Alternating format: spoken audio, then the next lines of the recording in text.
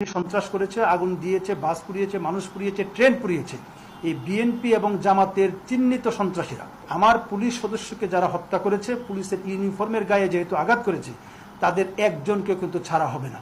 আমাদের সদস্যদেরকে যারা হত্যা করেছে তাদেরকে বিন্দুমাত্র ছাড় দেওয়া হবে না। যেই নাশকতা সংগঠিত হয়েছে, যেই সন্ত্রাসী কর্মকাণ্ড এখানে সংগঠিত হয়েছে, যেইভাবে সরকারি স্থাপনা, পুলিশ স্থাপনা সহ অন্যান্য অনেক কিছু যেগুলি পুড়িয়ে দেওয়া হয়েছে, এটি কোনোভাবেই ছাত্রদের আন্দোলন হতে পারে না।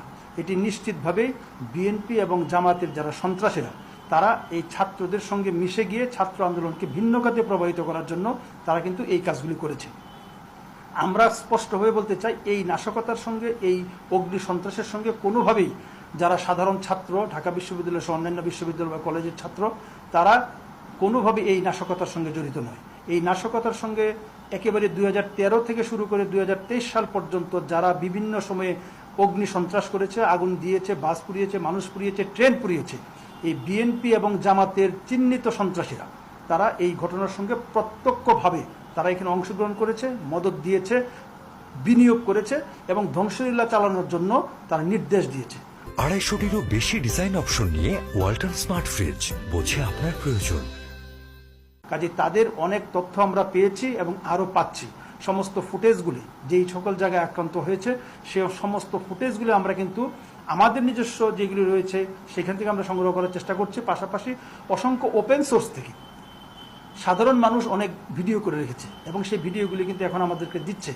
কাজেই এই ওপেন সোর্স থেকে সমস্ত তথ্যগুলি আমরা সংগ্রহ করে আমরা সেগুলি বিশ্লেষণ করছি এবং কারা কারা এই সকল ঘটনার মাস্টার মাইন্ড, এই মাস্টার মাইন্ডদেরকে গ্রেপ্তার করার জন্য আমাদের যে চিরুনি অভিযান সেটি চলমান রয়েছে এবং চলমান থাকবে। পাশাপাশি আপনারা জানেন যে আমাদের পুলিশের 3 জন গর্বিত সদস্য তারা কিন্তু আত্মাহুতি দিয়েছে, তাদেরকে নির্মমভাবে পিটিয়ে হত্যা করা হয়েছে। কাজে আমার পুলিশ সদস্যকে যারা হত্যা করেছে, পুলিশের ইউনিফর্মের গায়ে যেহেতু আঘাত করেছে, তাদের একজনকে কিন্তু ছাড়া হবে না। পুলিশের ইউনিফর্মের, আমি আগেও বলেছি এখনও বলছি, যে পুলিশের ইউনিফর্মের গায়ে আঘাত মানে আমার সম্মানিত আইজিপি স্যারের গায়ে আঘাত, আমার সম্মানিত পুলিশ কমিশনার স্যারের গায়ে আঘাত। কাজে এই আঘাত যারা করেছে তাদের একজনকেও স্পেয়ার করা হবে না, যেখানেই থাকুক না কেন, এটা যে স্তরের নেতাই হোক না কেন, এটা আশ্রয়দাতা, প্রশ্রয়দাতা, বিনিয়োগকারী, যেই লেভেলের নেতৃবৃন্দ হোক না কেন, কাউকেই, তারা আসলে কোনো নেতা নয়, তারা সন্ত্রাসী। এই সন্ত্রাসীদেরকে বিন্দুমাত্র ছাড় দেওয়া হবে না এবং তাদেরকে যেখানে পাওয়া যায় সেখান থেকে ধরে এনে আইনের কাঠগড়ায় দাঁড় করানোর জন্য আমরা বদ্ধপরিকর। আমাদের সদস্যদেরকে যারা হত্যা করেছে তাদেরকে বিন্দুমাত্র ছাড় দেওয়া হবে না। যে এই যে গত কয়েকদিনের যে বিএনপি এবং জামায়াতের যে নাশকতা, ছাত্র আন্দোলনটাকে ব্যবহার করে রাষ্ট্রীয়ভাবে মাননীয়